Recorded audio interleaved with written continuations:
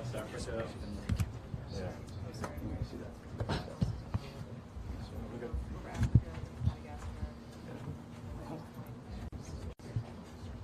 We have boat stage there to go out and gather the ships are going. It is estimated landing time? 20, 30 minutes. 15 minutes.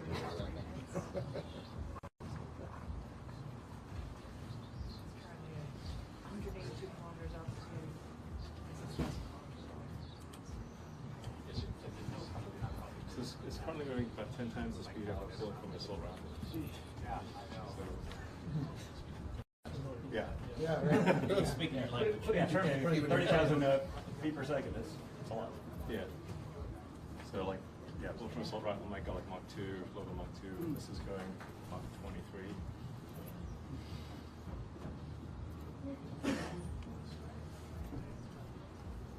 Definitely the fastest way to get from anywhere.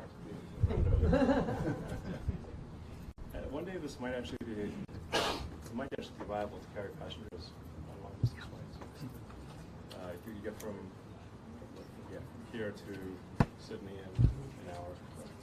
Do you have any space monkeys lined up yet? Space monkeys?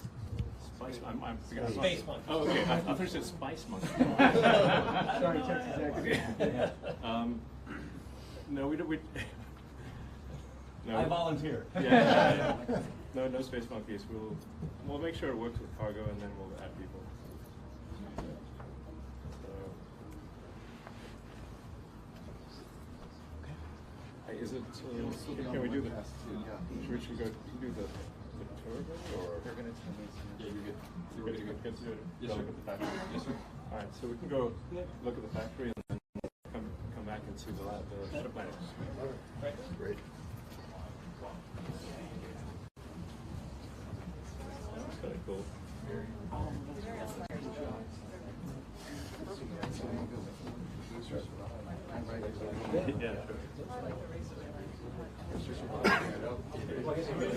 We survive.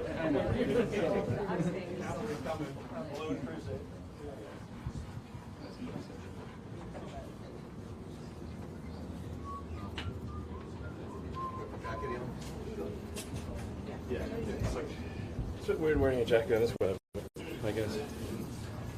Before On a flight day, you got to wear a jacket. yeah.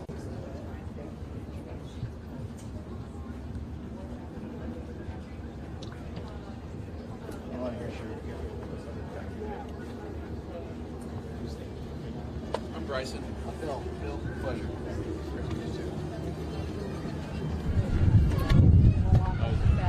Very good.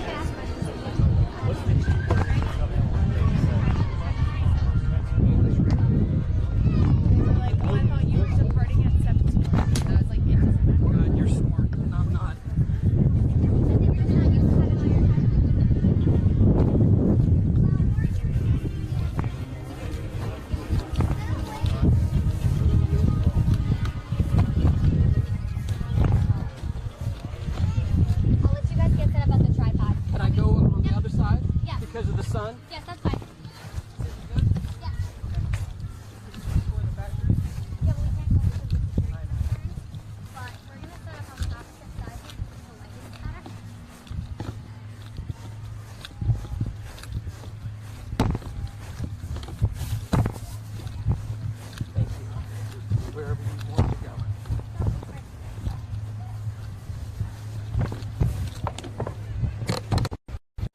He's going to stay on the...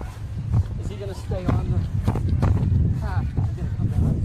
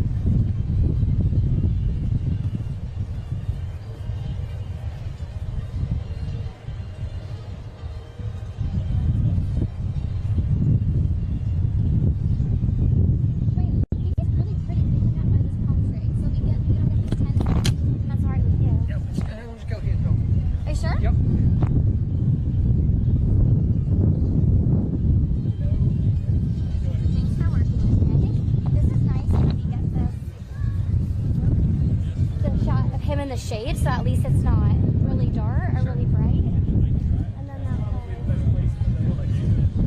here. Once you get photos,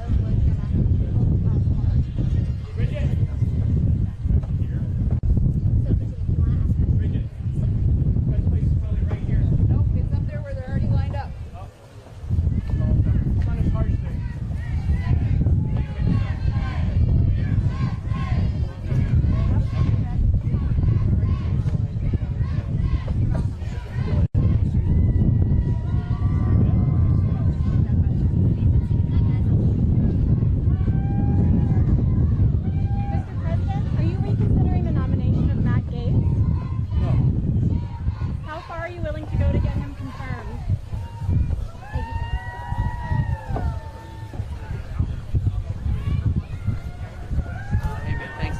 Thank you, sir.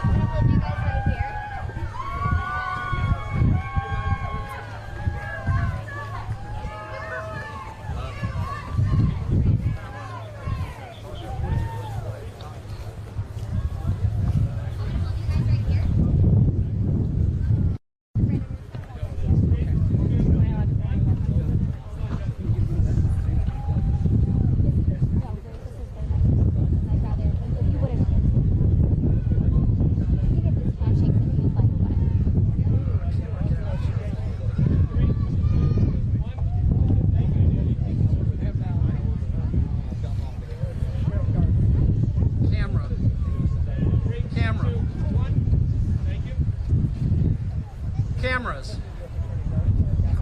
Yeah, they're doing that. 3, 2, 1. Thank you. Guys, you can walk this way. 3, 2, 1. Thank you. 3, 2, 1. Thank you.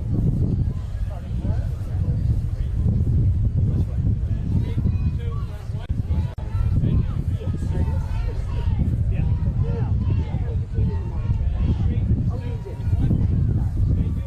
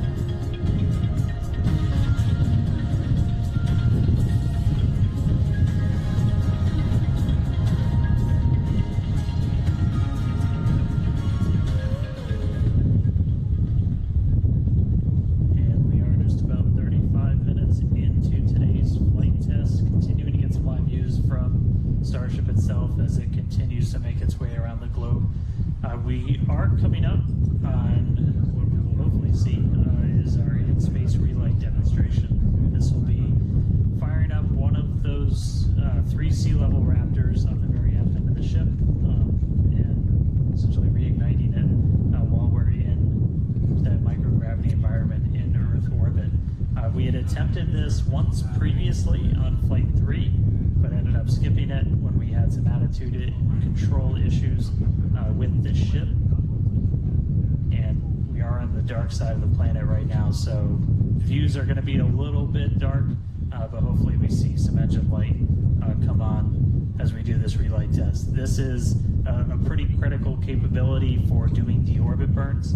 This is not a deorbit burn. I want to stress that we're on a trajectory where if we didn't fire off the engine at all, we are definitely coming home. Ooh, seeing some thunderstorms down on the ground. That's pretty cool. But this is not a deorbit burn. If we didn't fire this engine, we're on a intentional suborbital trajectory. So no matter what, we're coming in over the Indian Ocean. Firing off the engine does change your exact splashdown point a little bit, but we've got this keep out zone across the entire Indian Ocean that we made sure it was clear ahead of flight, and we continue to monitor during. But we're going to aim for that and hopefully see this relight test coming on in about a minute. It's just going to be one of these engines, and it uses what's called the header tanks, so these small spherical tanks in the very top of Starship up in the nose cone. They don't require nearly as much gas to pressurize as your main tank, so they're really useful for any in-orbit maneuvers, and then for landing burns. So if we make it to a landing burn today, we'll be using them for that as well. So we should be coming up in just about the next minute. It should be under a minute now away from that expected ship burn. And again, we've relit Raptors pretty frequently.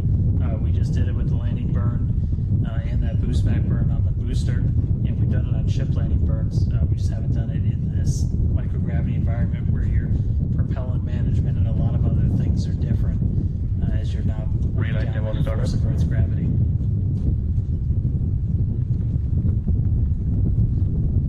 Start the call out for startup. There's some light. There's that Raptor relit. It's shut down.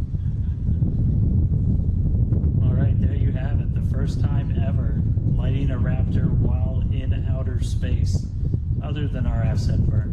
So really cool to see that relit. That's a pretty critical capability that we're going to need when we're doing orbital missions in the not too distant future.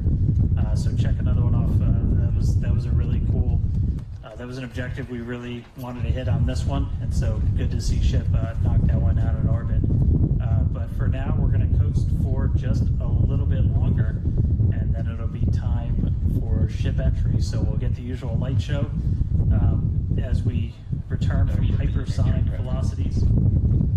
We're just starting to do the entry prep for that, so we're going to get the flaps positioned, and then it's going to start taking the brunt of all of that heat as you're coming in from well in excess of 10,000 miles an hour. That's all going to build up a lot of heat as you're encountering an increasing atmosphere, building up that friction, and we're going to see how the tiles fare. We've also got some pretty cool tile experiments that we'll talk about in a little bit, but coming up real soon, ship re-entry, successful relight, and we'll start this entry part soon.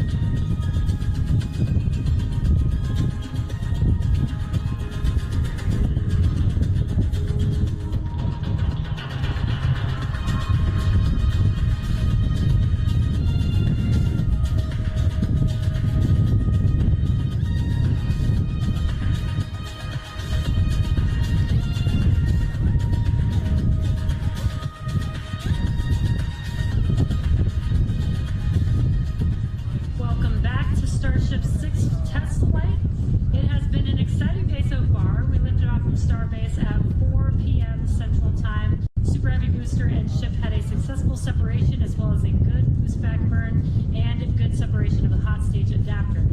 We did not attempt a return to the launch site and catch attempt today when strict criteria were not met and the Super Heavy booster executed a planned divert to a landing burn and soft splashdown in the Gulf of Mexico. Yeah, obviously we were hoping to come back to the tower, but this was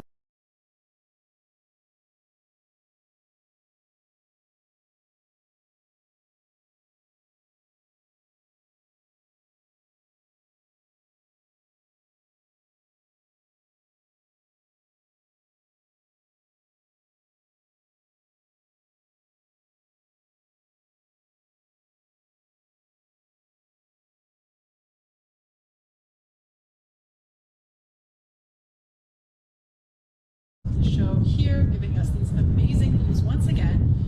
We heard the call out there telling us that the Starship vehicle is now 83 kilometers above, coming up around T plus, well now actually, the ship, as you can see, is beginning to re-enter the Earth's atmosphere. As a reminder, one of the main goals of today's flight test is for the ship to make it through the extreme heat of re-entry and to do so in a controlled manner. Now, re-entry is typically a portion of flight where we don't have communication capability with the spacecraft because it's re-entering at or around orbital velocity, which is roughly 8 kilometers per second or about 5 miles per second. Now, at those speeds, yep, pretty fast, the spacecraft is moving through the atmosphere rather quickly, and that results in friction, as we can see that starting to happen on our screen, and this creates a plasma field around the vehicle. That blanket of plasma distorts communication frequencies, so it's not uncommon to experience brief blackouts in communication.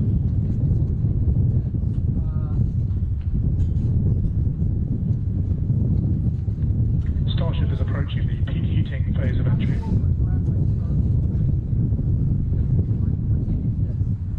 And we just heard we're getting into the peak heating phase. We're getting these views courtesy of Starlink. We've got 4 different terminals on the ship itself. It's what's really allowed us to get real-time data during what's otherwise been just a mystery box, essentially, for spacecraft design, where when you're re-entering through the atmosphere, at least getting anything in real time hasn't ever been possible before, but we're able to not just get these views, but real-time telemetry from the ship as it's coming through. Do really want to stress that we are really pushing the ship today. The heat shield is not in the same configuration as it was last flight, where we had a team of ship techs do just an otherworldly task, replacing the entire heat shield, thousands of tiles, installing a backup ablative, and that pretty much set us up to do a pinpoint landing on Flight 5. We did not do that with this one. We have some backup in those really sensitive areas around the flat, but this is an older generation heat shield. And knowing we weren't going to do that, we even went and removed some extra tiles. There were some missing tiles on the nose cone where we're testing some backups. There are some steel-covered tiles in a couple of different spots, and there's also a whole lot more steel in the ship showing. As you guys talked about, we gave it a little bit of a haircut, a couple hundred tiles trimmed off the sides, and that's where we might have catch fittings in the future. But color's starting to come in, so it looks like things are going to start heating up, Jesse. Yeah, fun fact, Dan, we actually removed 2,100 heat shield tiles from Starship in order to basically present that necessary receding line, which you kind of can see there in your view. Think back to previous flights, the heat shield line came up further on the vehicle, and just like Dan said, we want to test the vehicle beyond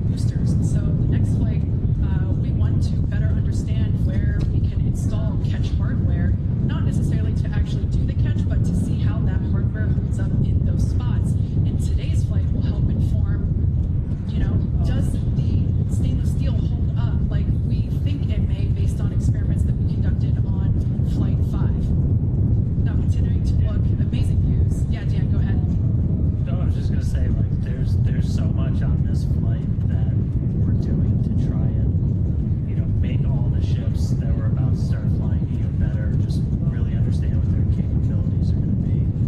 We've got kind of the next gen ship lined up for Flight 7. It's got all of those heat shield upgrades and everything. And one of the things that we're going to be doing that's most interesting, and one of the reasons we want to daylight, is we're going to be flying pretty aggressively as ship comes in. We're going to be kind of nose down, and we've done it in wind tunnels.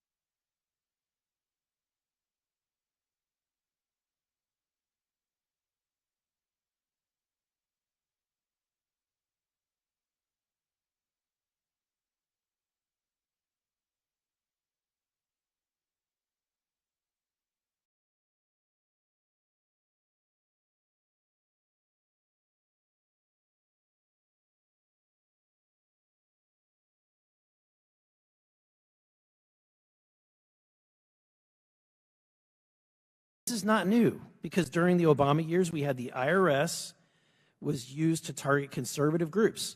Remember? I mean, we had Lois Lerner and that agency stopping the attempts for groups that had the word Tea Party or Patriot from being able to get tax-exempt status. Or how about during COVID, when the Biden administration pressured social media platforms to censor, quote, disinformation about COVID-19, including alternative treatment options, or their concerns were forced vaccinations, or if somebody had the idea that it leaked from a U.S. government-funded coronavirus lab in Wuhan rather than some animal in a wet market.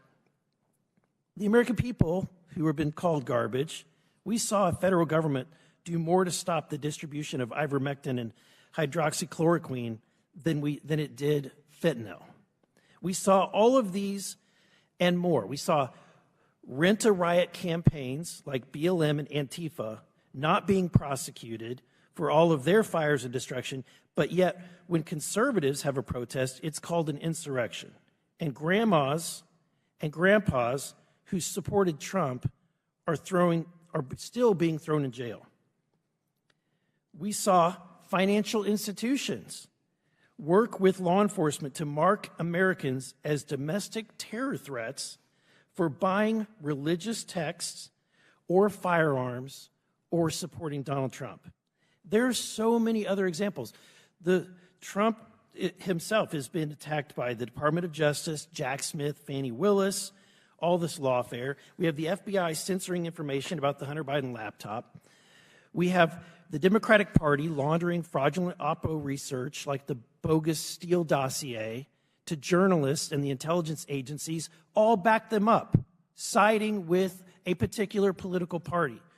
The whole thing was so absurd and stupid, but again, this culture of political bias against conservatives and Trump is how this is cultivated. The American people want and they deserve their government to be nonpartisan. They want their government to be fair. They want justice to be blind.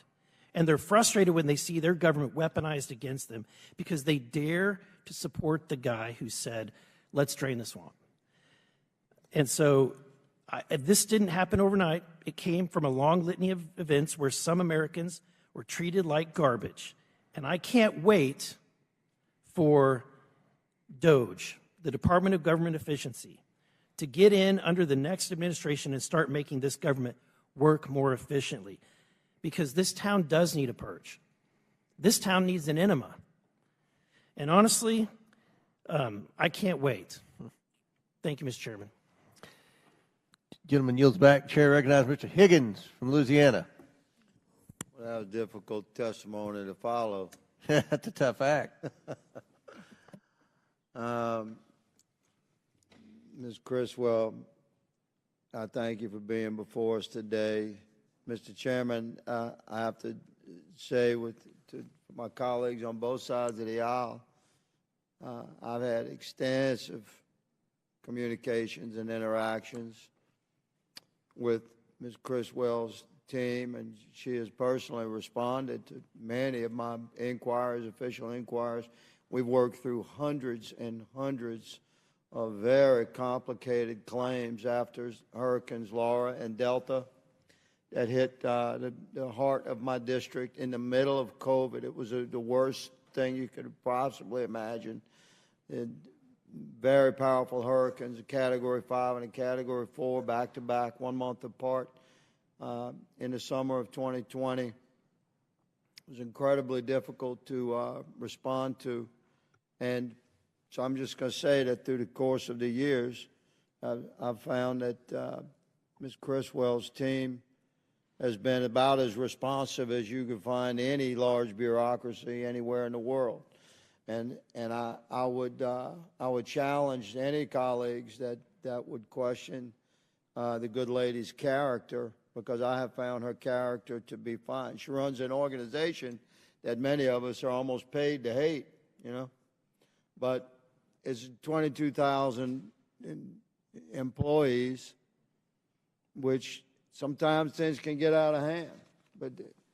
But I have to say, Madam, that your response to my office through the years has been as excellent as it can be under difficult circumstances. Ma'am, when FEMA interacts with a particular government entity or private entity after a disaster, and planning is made and funding is shared for rebuilding, sometimes extensions for work are required. Is that correct? Correct. If the schedule for reconstruction is interrupted by supply chains and workforce restrictions, things like that, the entity that's in partnership with FEMA to restore their services, they have the opportunity to ask for an extension, correct? Yes. Okay. I have a letter, Mr. Chairman, request unanimous consent to submit from Lake Charles Harbor and Terminal District regarding just such an extension for a request for extension for permanent work to be performed. I'd ask that your office take it into full consideration, ma'am. Absolutely, Senator. Thank you, ma'am. I'll deliver that to you. This deal with it was outrageous.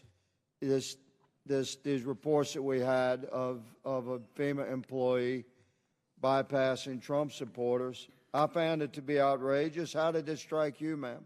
It's completely unacceptable, and it's heartbreaking to know that anybody impacted by Hurricanes Helene or Milton would have not been given the opportunity to get the assistance that they are eligible for. Do the people of North Carolina and Florida and Georgia and South Carolina and Tennessee have your unwavering commitment to do everything in your power to help them recover?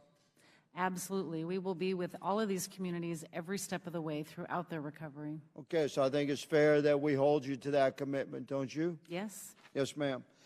Regarding this behavior out of this employee, I think you handled that.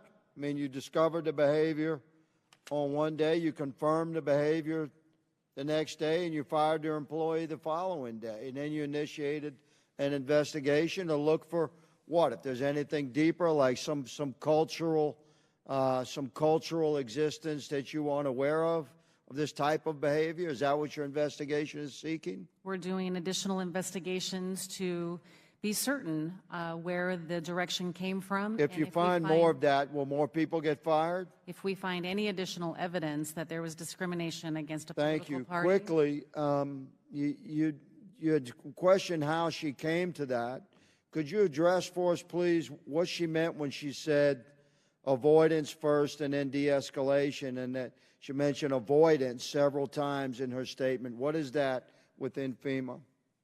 Our teams go into the field and go into communities door to door and talk to people, and we provide them safety training. It's a reactive training if they feel threatened or harassed in any way, that first they need to avoid that harassing situation, and if needed. But have you ever instructed any of your people to, like, presume there's going to be conflict and therefore avoid a particular type of citizen? This training is all about reacting to perceived threats. Never has it been directed to be proactive to avoid a situation. Mr. Chairman, thank you for this hearing. My time has expired. I yield. Gentleman yield. Chair recognizes Mr. Langworthy from New York. Thank you very much, Mr. Chairman. Administrator Criswell, the reports of this FEMA employee directing volunteers to bypass properties of Trump supporters is an absolutely disgusting affront to the mission of FEMA and the trust of the American people in all of their federal government. FEMA exists to serve all Americans at times in their darkest hours and their times of crisis. And this has got to be delivered without bias or favoritism or despite any level of discrimination. Yet here we are discussing allegations that there was political discrimination tainting FEMA's response. I mean, I really appreciate you being as forthright as you've been today, but after Hurricanes Helene and Milton, countless Americans lost their homes, their businesses, and their livelihoods. Their worlds were turned upside down, and FEMA should have been the lifeline. It should be a beacon of hope for any community that has been ravaged by disaster. And if this situation was flipped and this was happening to those that supported Kamala Harris, the outrage across this country would have been deafening. The media would have been going crazy. Yet, we didn't have that same level of outrage. This is symptomatic of a dangerous and growing culture of bias throughout this entire federal government. And I would hope that FEMA would be the last agency to ever contribute to that, because you truly are dealing with American citizens at their darkest hour. We need to be about Americans helping Americans, period. End of story. No matter where you are, where you come from, or who you support for President of the United States. When disaster response has been corrupted by political bias and gamesmanship, the American public's faith in this federal government gets broken permanently. And it's really tough to erase that stain.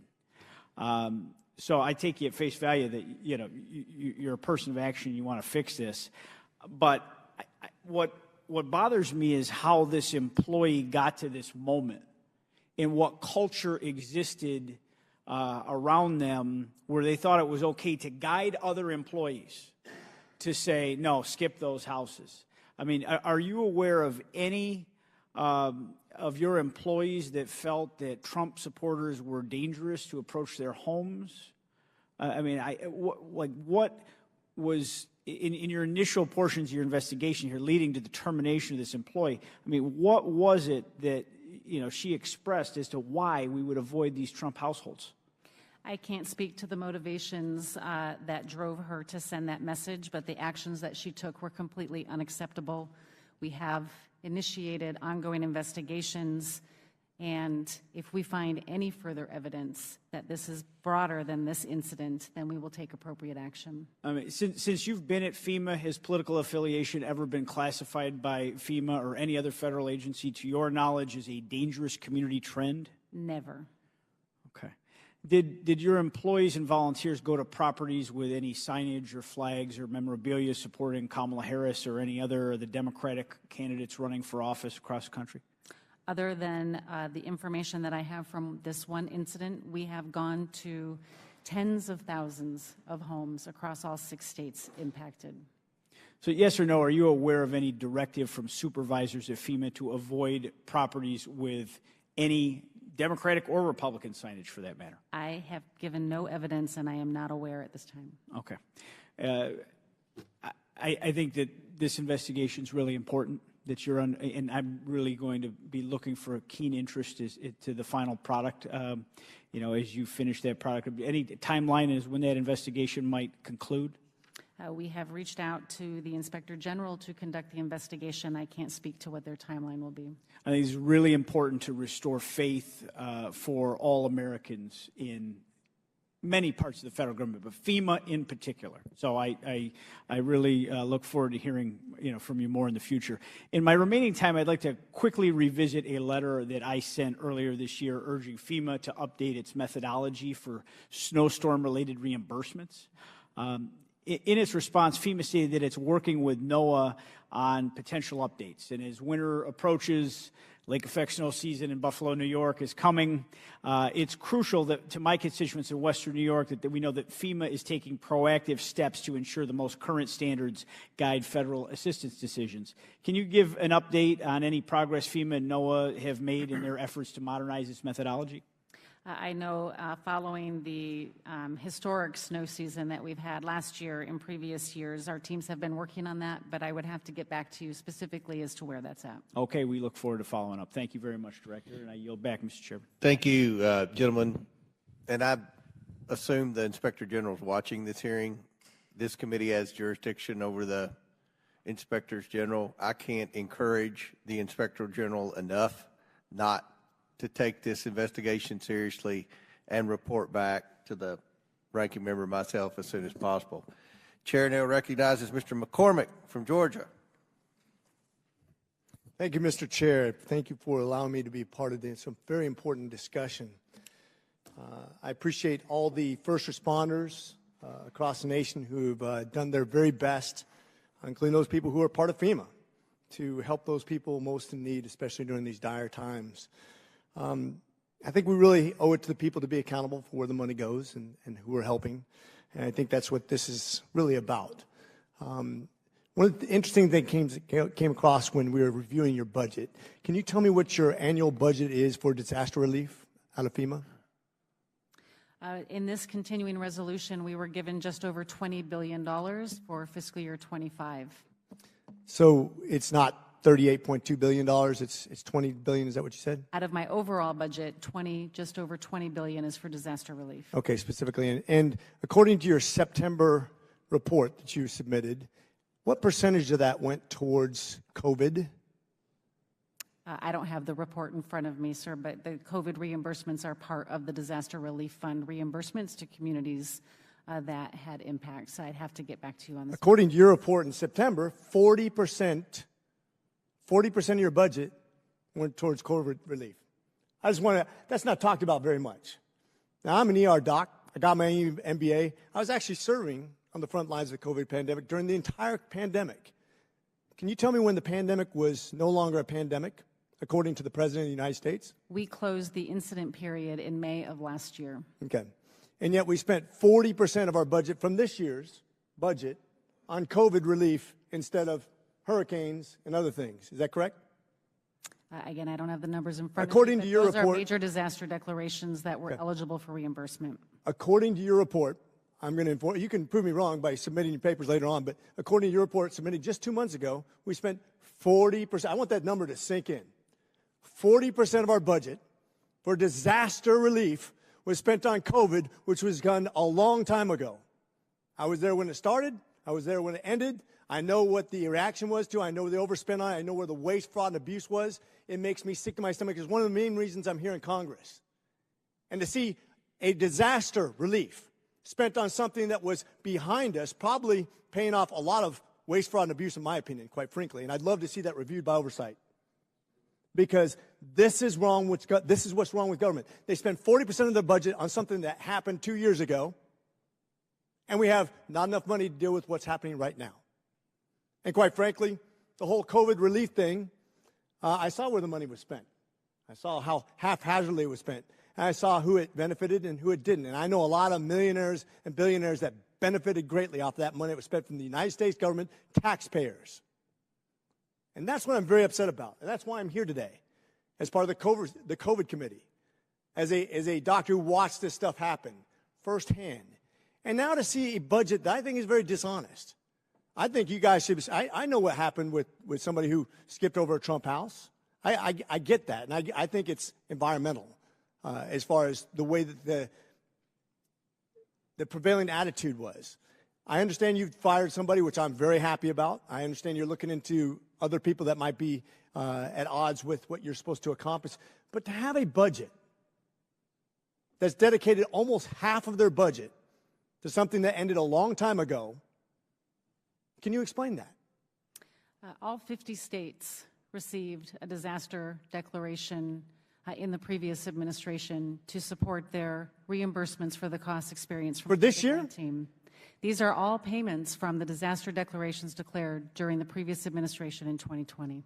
So you mean to tell me that you had to do it? These were presidentially declared disasters, just like all disasters. And as people, so you're saying yes, you had to do it. Is that correct? Yes, as communities. So you're by law binded to spend 40% of your budget on COVID response. We are abided by law to reimburse jurisdictions that received a presidential disaster declaration to reimburse them for the costs as eligible under the law. So I'm new to Congress, Mr. Chairman. Mr. Chairman, I'm new to Congress. I'm not really to have the experience that you have. But as an oversight guy who spent a lot of your time getting to the bottom of these egregious errors, and you can fact check me on the other side of the aisle too, but I have a hard time believing that by law we had to spend 40% of a budget on disaster relief for this year based on something that ended a couple years ago. I agree. I'm just trying to figure out where that went. And that's why I'm here in Congress. I hope you can work with me, and I hope you can work with me to get to the bottom of why we have those kind of stupid spending laws in America, and we can end those things for good, because that is the biggest part of the problem of government as I see it. Thank you. With that, Mr. Chairman, I rest. Very good question. Chair now recognizes our last questioner, Mr. Stubbe from Florida. Thank you, Mr. Chairman, and thank you for allowing me to join the committee today in this important hearing. And as I assume that the director knows, my district has been devastated by 6 major hurricanes in just the last 2 years. Just a few months ago, my district experienced 3 major hurricanes in 3 months and 2 in 2 weeks. A little over 2 weeks after Hurricane Helene took out my district with a 5 to 7 foot storm surge, Hurricane Milton, a Category 3 hurricane, made landfall in my district with a 7 to 8 foot storm surge and over 100-mile-an-hour winds. Some of the same businesses that I visited and ripped drywall out of because of Hurricane Helene, 2 weeks later got flooded again. So as you can imagine, my district, both Republicans and Democrats and Floridians in general, were outraged to learn that FEMA had been avoiding conservatives, Trump supporters, white males, etc. Ranking Member Raskin in the beginning of this hearing stated, and I quote, "No one should play partisan politics with disaster aid." But that's exactly what your agency has been doing.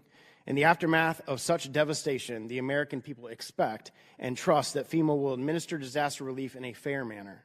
Unfortunately, we recently learned that a FEMA supervisor in Florida named Marnie Washington directed subordinates to skip homes displaying support for President Trump. Despite your testimony, this now former employee claims this was a widespread practice under a policy she termed avoidance. No matter who initiated this avoidance policy, it was a malicious act that resulted from a corrupt culture within FEMA. Administrator Criswell, I wrote you a letter on November 15th in which I asked for information related to this incident. Mr. Chairman, I ask unanimous consent to enter the letter into the record. Without objection, so ordered. Although I asked for my answers by November 25th, perhaps you have enough information to at least answer one of my questions, and I've heard some of your answers are related to this. So I've heard, well, let me just ask it as I asked it in the letter. Is it agency policy for FEMA canvassers to practice avoidance in certain circumstances? We provide safety training to our staff as they are going out into communities door to door, and part of that safety training includes how to avoid or de-escalate potentially harassing situations in reaction. None of that is directed at being proactive to avoid certain situations that they may perceive without an actual threat. But it's subjective, right? It's subjective on the person canvassing. So if that person is a Democrat, which you're in a Democratic administration, you're a Democratic appointee, you're probably hiring mostly Democrats over Republicans, you have a Democratic administration. If it's a Democrat who already believes that a Trump supporter, that a Caucasian person is not what they would not feel comfortable talking to that person, because it's subjective in nature, they would skip that house to avoid that. They could do that. No, that would be an unfair Well, characterization. that's not what other people have been saying that has been reported. When did this policy go into place? Did you start this policy? We provide, this policy has been in place since we've had these teams going into the field as they encounter people all the time, and it is designed to be reactive. When was this specific avoidance policy put in place? I would have to get back to you, sir. Okay. In media appearances, Ms. Washington alleges that she was instructed by a FEMA supervisor named Chad Hershey to practice avoidance. As part of your investigation, have you interviewed Mr. Hershey? I personally have not interviewed Mr. Hershey, but there are ongoing investigations. Well, I would ask the IG to interview him. There were 13 people on the text chain with Ms. Washington. Have they given sworn statements in the course of your department's investigation?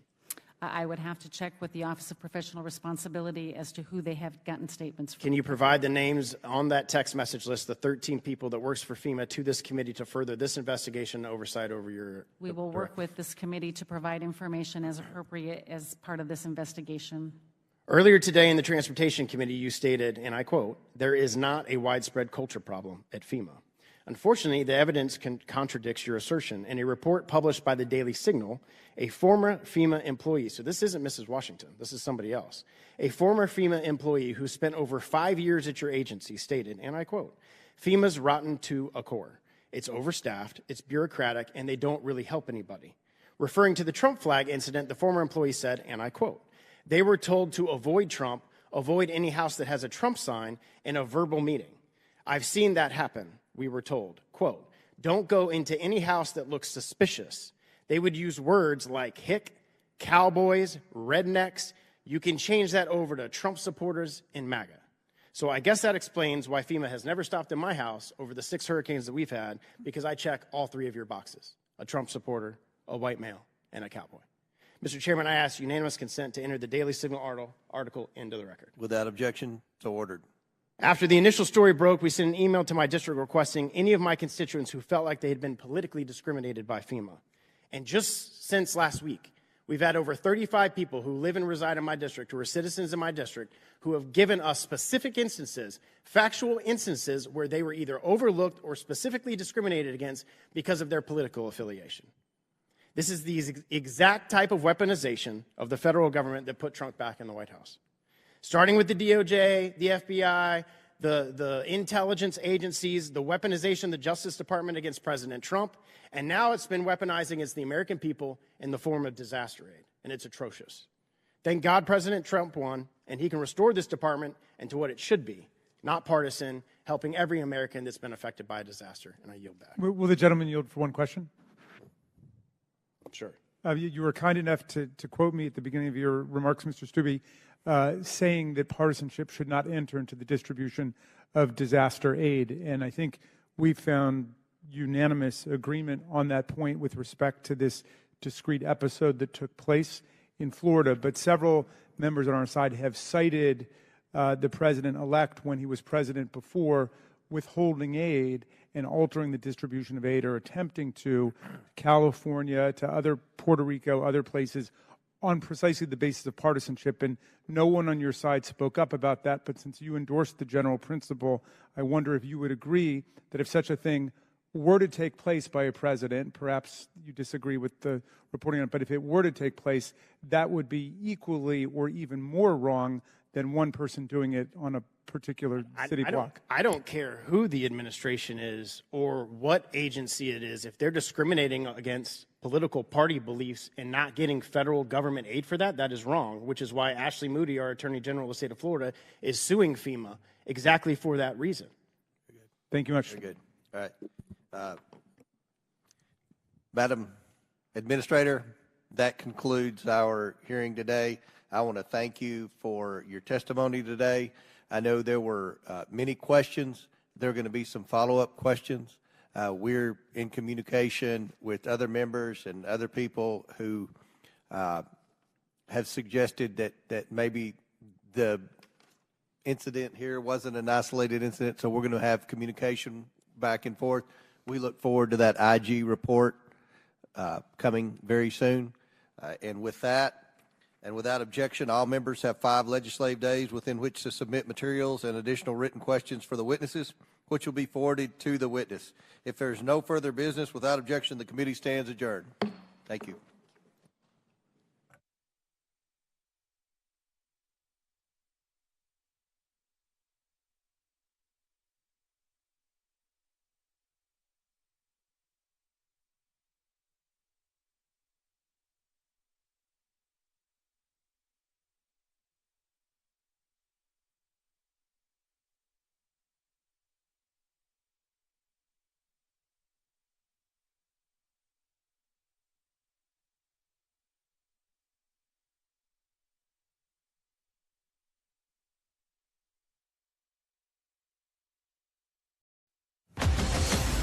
Tonight, with 6 days to go, the presidential candidates barnstorming critical battleground states in a last-ditch effort to win over voters.